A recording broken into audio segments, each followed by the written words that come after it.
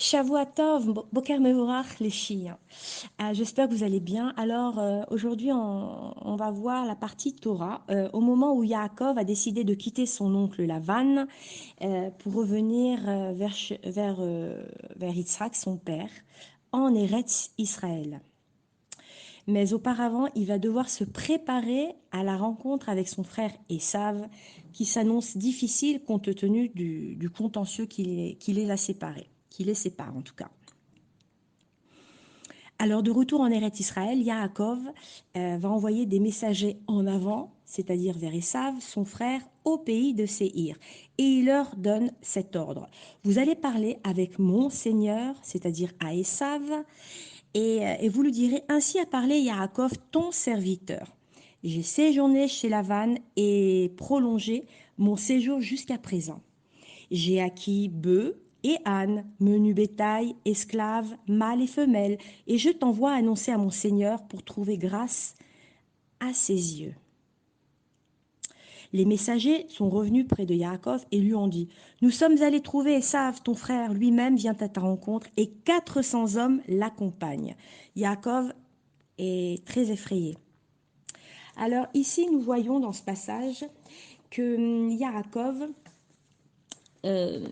a envoyé donc des messagers, d'accord, et il leur a donné des instructions détaillées sur la manière de se comporter avec Esav. Il leur a dit, rabaissez-vous devant lui, appelez-le mon maître. Cependant, faites-lui connaître clairement votre position et dites-lui bien dans mon nom. J'ai vécu avec Lavan, le maître de tous les magiciens et de tous les escrocs, mais je l'ai vaincu, sous-entendu, et je te vaincrai donc certainement. Bien que j'ai vécu dans la maison de Lavan, j'ai accompli tous les 613 mitzvot. Sous-entendu, tu ne peux pas espérer être victorieux. J'ai retardé mon départ jusqu'à maintenant, jusqu'à la naissance de Yosef, car il possède le pouvoir de te vaincre.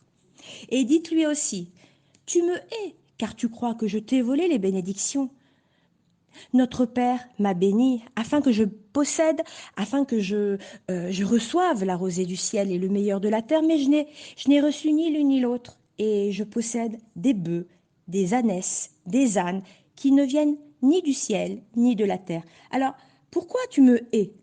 En fait, les paroles de Yaakov ici, je possède un bœuf, un âne, des moutons, des servantes et des serviteurs, avaient une signification plus profonde également.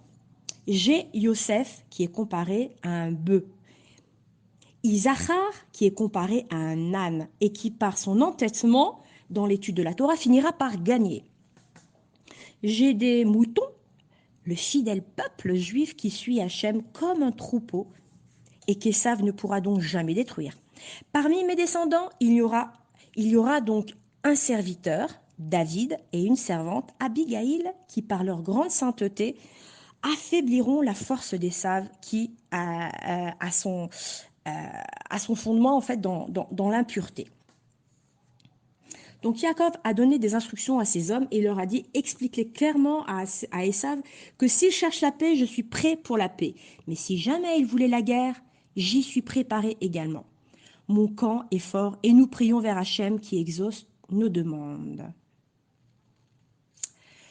Voilà, donc les messagers, on voit que les messagers sont partis, sont revenus avec des nouvelles plutôt navrantes. Et ils lui ont dit à Yaakov, tu as agi de manière fraternelle envers ton frère, mais lui, c'est un misérable. Voilà. Et il va venir à ta rencontre avec 400 hommes qui sont tous des foudres de guerre. Voilà où on en arrive donc dans la paracha, dans la Torah pour aujourd'hui. On verra la suite demain. Entre-temps, alors,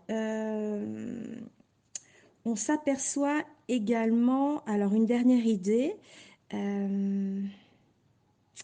oui, c'est d'après Avnei Ezel, Yaakov, oui, en fait, Yaakov, pourquoi Yaakov avait peur, en fait? En fait, Yaakov avait peur qu'Esav bénéficie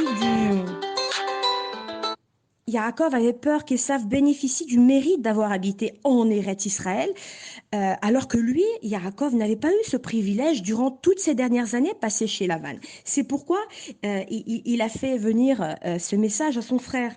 Certes, tu as habité en terre sainte, mais moi, j'ai dû lutter sans cesse pour donner une éducation juive à mes enfants, en leur apprenant à accomplir tous les commandements de la Torah. Par conséquent, on ne peut me reprocher d'avoir délaissé mon gré, contre mon gré en fait, la mitzvah d'habiter en Eretz Israël.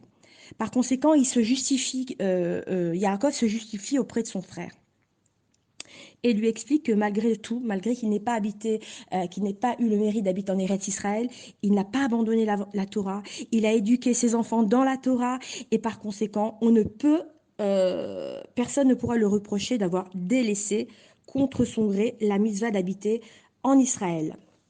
Voilà pour aujourd'hui les filles, je vous dis à demain, et plein de bisous.